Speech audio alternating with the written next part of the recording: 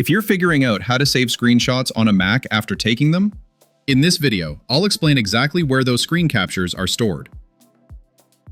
By default, whenever you take a screenshot on your Mac, that image gets saved right to your desktop.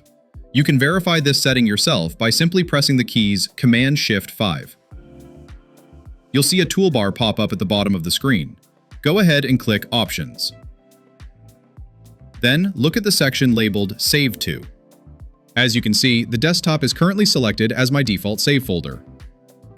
I'm going to go ahead and take a quick screenshot.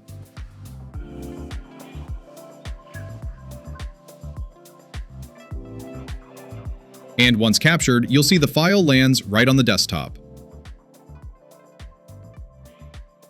Okay, now I'm going to switch the destination to Documents. After taking another shot, as you can see, the screenshot is now saved directly into the Documents folder. Just wait about 2 to 3 seconds, and the image will appear right inside the folder you just selected. Thanks for watching. I'll catch you guys in the next video.